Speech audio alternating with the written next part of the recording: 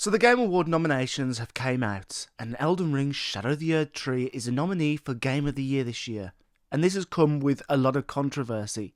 Both sides have some really good points, and I want to go over it in today's video. I do just need to preface, although mainly on the channel I do discuss From Software, and hence why I'm making this video, this isn't just going to be me backing up From Software's corner, this is going to be a non-biased take on the situation. Anyway, without any further dilly-daddling, please sit back, relax, grab some succulent, juicy, tender and sensational prawns if you want, and enjoy as we delve into this controversy surrounding the Game Awards.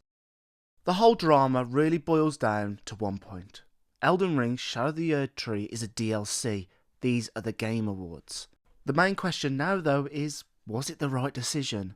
There's a lot of people that think no, it's a DLC, it should not be there. The other half believe yes, From Software, Shadow of the Erdtree needs to be there. It deserves to be Game of the Year, even though Elden Ring has already been Game of the Year once. I see very good points for both sides. It sets a precedent that DLCs can just be classed as a game inside the Game Awards, and it sort of muddles up the results when you've got other games which are very good, but perhaps aren't as good as the DLC, but the DLC gets put there first.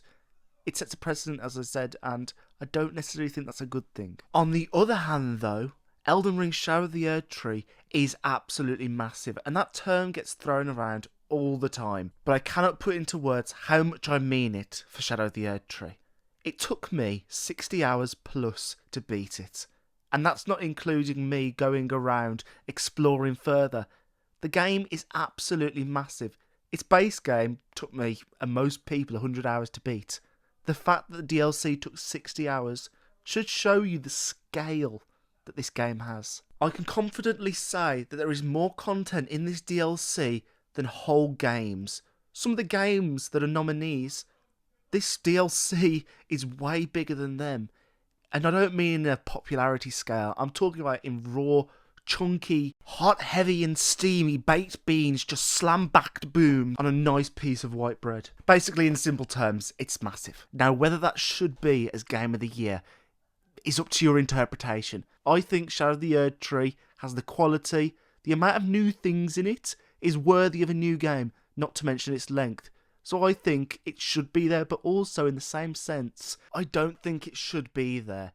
It literally goes against what Game of the Year is. It's Game of the Year, not DLC and Game of the Year. I've seen a lot of people mention Blood and Wine and how that didn't get Game of the Year, so why should this? Although I have got to say, yes, Blood and Wine is shorter, but the same sort of argument can be made. My worry from this situation is, for the last 5-6 years, the Game Awards has slowly been losing a lot of reputation, and I think that's got to do with Last of Us 2 winning the Game Awards. Now, I don't know if any of you remember, but the backlash was massive. People just called it rigged, and people weren't happy. And over that last 5-6 years, that reputation has started to slowly repair. The last thing I want is another drama where the Game Awards basically gets turned into an old man and sent to Pound Town by some blondie. I think if they'd thought this through a bit more, I think a better option would have been a best developed content section, kind of like how they have the most anticipated game section or the best MMORPG section.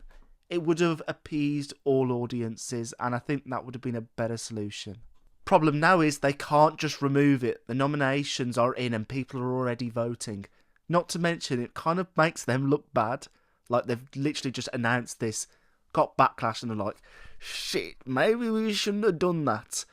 Removing it is admitting they made a mistake, and that's not something they're going to do. Whether you believe it was a mistake is up to you. But I am really curious. What are all of your opinions on this? Do you think From Software's Elden Ring should be allowed to win the Game of the Year for the second time, even though it's a DLC that's really good? Should it be allowed to win for the second time? Should it be there in the first place? And of course, Mission Impossible shit. Is Jeff Keighley going to do some shenanigans and reveal the next From Software title? I don't know, but maybe.